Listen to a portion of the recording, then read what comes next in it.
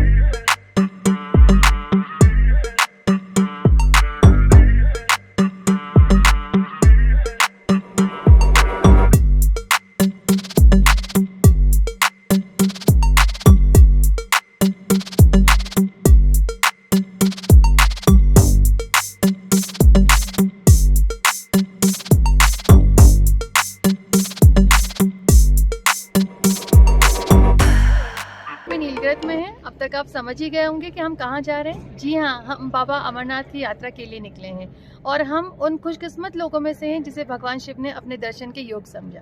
सो नीलगिरी में हम पहले अपना मेडिकल करवाएंगे और रजिस्ट्रेशन करवाएंगे। उसके बाद हम आगे के लिए निकलेंगे। और मैं एक चीज़ आपको और बता दूं, जो भी श्रद्धालु बाबा अमरनाथ की यात्रा के लिए निकले हैं, जिन्हें हेलीकॉप्टर के थ्रू जाना है, सो ये नीलगिरी ही वो हेलीपैड है जहां से आपको हेलीकॉप्टर मिलेगी और इसके आगे आप लोग जा सकते हैं। सिक्योरिटी रीज़न की वजह से मैंने वहाँ कुछ शूट नहीं किया। ये जो आप स्क्रीन पे देख रहे हैं, ये नेक्स्ट डे मॉर्निंग में 3 o'clock का ये टाइम है। तो उस वक्त हम दोमेल के लिए निकल चुके थे, जो कि नीलगिरी से लगभग 14 किलोमीटर आगे है, जहाँ से हमें अपनी यात्रा शुरू करनी थी। तो ये सुबह 3 बजे का आप व्यू देख रहे हैं। इस वक्त यहाँ कितनी ज़्यादा भीड़ है। हमें लगा था कि सुबह सुबह जाएंगे तो हमें ज़्यादा भीड़ नहीं मिलेगी, लेकिन ये सारे लोग जो हैं जो पहले से ही वेट कर रहे थे वहाँ पे। तो आप किसी भी टाइम जाइए, वहाँ पे भीड़ आपको हमेशा ही मिलने वाली है। तो ये वो जगह है जहाँ से हम अपनी यात्रा शुरू करने वाले हैं।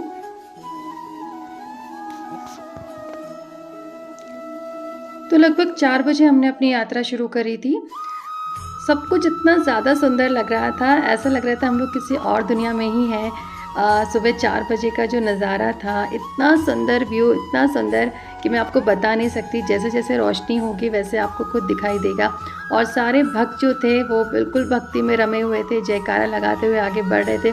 इतना अच्छा लग रहा था, जैसे लग रहा था हम किसी और दुनिया में ही जा रहे हैं। और जैसे जैसे हम आगे बढ़ने लगे, इतने हाइट पे पहुंच गए थे, ऐसा महसूस हो रहा था कि हम बादलों को अपने हाथों से छू सकते हैं।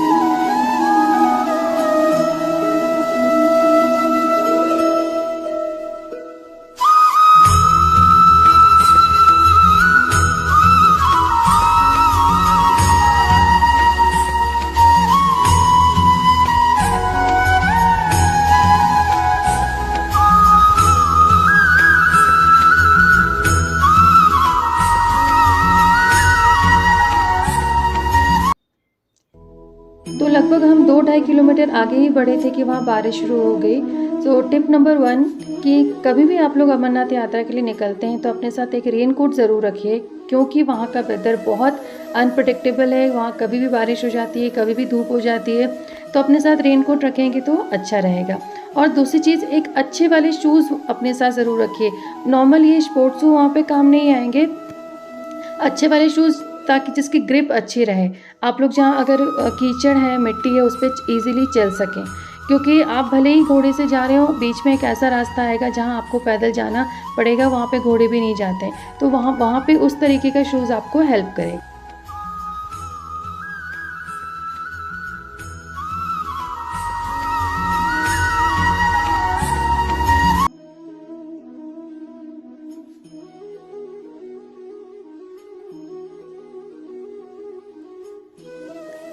अभी थोड़ी ही देर में हम संगम पॉइंट पहुंचने वाले हैं। संगम पॉइंट वो जगह है जो पहलगाम से आने वाले श्रद्धालु और बालटाल से जाने वाले श्रद्धालु जो हैं उनका रास्ता मिल जाता है, मतलब दोनों का रास्ता एक हो जाता है। वहाँ से रास्ते डिफ़िकल्ट हो जाते हैं थोड़े। आपकी जानकारी के लिए मैं आपको ये भी बता दूं कि बाबा अमरनाथ की गुफा की तरफ जाने के 2 रास्ते हैं, एक बालटाल की तरफ से और एक पहलगाम की तरफ से। हमने जो रास्ता यूज़ किया वो बालटाल वाला रास्ता है और पहलगाम की तरफ से भी रास्ता है।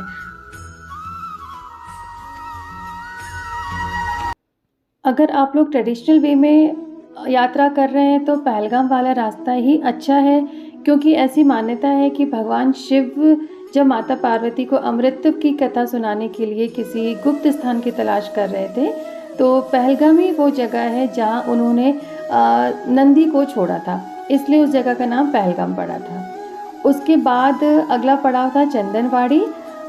जब वो पहलगाम से थोड़ा आगे बढ़े थे तो भगवान शिव ने अपनी जटाओं में विराजमान चंद्रमा को अलग किया था, इसलिए उस जगह का नाम पड़ा था चंदनवाड़ी, जो कि वो दूसरा पड़ाव था।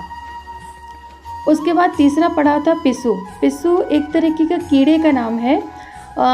उस जगह का नाम पिस्सू इसलिए पड़ा, ऐसा कहा जाता है कि जब श्रद्धालु वहाँ तक पहुँचते हैं तो बहुत ज़्यादा थक जाते हैं और उनकी जो चाल है वो पिस्सू की तरह हो जाती है, इसलिए उस जगह का नाम पिस्सू घाटी पड़ा था। उसके बाद फिर चौथा पड़ाव वहाँ पे आता है शेषनाग झील। उसके बारे में मान्यता है कि शेषनाग झील जो है वो शेषनाग की तरह ही दिखता है, और यात्रा के दौरान जब महादेव ने अपने गले से सर्प को उतार दिया था तो उसी जगह पे वहाँ पे उसको रखा गया था। और जो झील की बनावट है वो नाग की तरह ही है, जैसे मानो ऐसा लगता है कि शेषनाग अपना फन फैलाकर वहाँ पर बैठे हों, इसलिए उस झील का नाम शेषनाग झील पड़ा। उसके बाद आता है 5वां पड़ाव, जिसे महागुनस पर्वत या फिर गणेश टॉप के नाम से भी जाना जाता है। उसके बारे में ऐसी मान्यता है कि महागुनस पर्वत वो स्थान है जहाँ भोलेनाथ ने अपने पुत्र गणेश जी को बिठा दिया था, इसलिए उस जगह को गणेश टॉप कहते हैं। इसके बाद जब महादेव ने माता पार्वती के संग एक गुफा में प्रवेश किया तो वो चाहते थे कि उनकी बातें कोई तीसरा ना सुन सके, इसलिए उन्होंने अपनी गुफा के चारों तरफ आग जला दिया था। फिर महादेव ने अपने जीवन के जो गुण रहस्य थे वो माता पार्वती को बताना शुरू किया था। और जब वो कथा सुना रहे थे, कथा सुनाते सुनाते कब माता पार्वती को नींद आ गई उनको पता भी नहीं चला, और महादेव तो कथा सुनाने में इतने ज़्यादा मगन थे कि उन्हें पता ही नहीं चला कि माता पार्वती सो चुकी है। वहीं कुछ दूरी पे 2 कबूतर उनकी ये कथा सुन रहे थे, और वो जो कबूतर थे बीच में आवाज़ निकाल रहे थे, इसलिए महादेव को लगा कि शायद माता पार्वती ही है जो बीच बीच में हुंकार भर रही है, तो इसलिए वो अपनी पूरी कहानी सुनाते जा रहे थे। फिर जब उनकी कहानी समाप्त हुई तो महादेव का ध्यान माता पार्वती की तरफ गया और उन्होंने देखा कि अरे ये तो सो रही है, तो ये कथा सुन कौन रहा था। तभी उनकी दृष्टि 2 कबूतरों पर पड़ गई, तो महादेव को बहुत क्रोध आया। तभी वो कबूतर का जोड़ा उनके शरण में आ गया और बोला, भगवान, हमने आपसे ये अमर कथा सुन ली है, यदि आप हमें मार देंगे तो यह कथा आपकी झूठी हो जाएगी। भगवान, हमें पथ प्रदान करें। इस पर भगवान ने उन्हें वर दिया कि तुम सदैव इस स्थान पर शिव पार्वती की प्रतीक चिन्ह में निवास करोगी। इसलिए कबूतर का यह जोड़ा अमर हो गया और यह गुफा की अमर कथा की साक्षी हो गई। इस तरह इस स्थान का नाम अमरनाथ पड़ा। तो ये थी कथा बाबा अमरनाथ की। थी न निराली और रोचक। अभी थोड़ी ही देर में हम पवित्र गुफा के पास पहुंचने वाले हैं। तो पवित्र गुफा से लगभग 2-3 किलोमीटर पीछे ही पोनी स्टैंड है, जहां तक पोनी जाती है। इससे आगे का रास्ता आपको पैदल ही तय करना पड़ता है। तो वहाँ से आप पैदल जाएंगे और लगभग 370 या 390 सीढ़ियाँ हैं, जिसे चढ़ के आपको गुफा के पास पहुँचना होता है। फिर हम पवित्र गुफा तक पहुँचे और हमने बहुत ही अच्छे से बाबा अमरनाथ के दर्शन किए। उसके बाद हम जब नीचे आए तो लगभग 1 घंटा हम वहाँ पे रुके भी थे। हमें नहीं पता था कि कुछ ही देर में एक ऐसी विपदा आने वाली है जिसके बारे में पूरी दुनिया बात करेगा। लगभग 5 किलोमीटर नीचे आने के बाद हमें पता चला कि वहाँ बादल फटा है और ऐसा हादसा हो गया है। उस टाइम दिल से भगवान को शुक्रिया अदा किया कि उनके आशीर्वाद से आज हम उस मुसीबत से निकल पाए और आज मैं अपने परिवार के साथ, अपने बच्चों के साथ हूँ। जय बाबा अमरनाथ की। बाबा भोले ने जिस तरीके से मेरा साथ दिया, उसी तरीके से भगवान सबका साथ दे और सबके दुख को दूर करे। इसी मंगल कामना के साथ मैं आप सभी से विदा लेती हूँ। अगर आपको ये वीडियो अच्छी लगी तो लाइक करना मत भूलें and don't forget to subscribe my channel. Thank you so much. Have a nice day.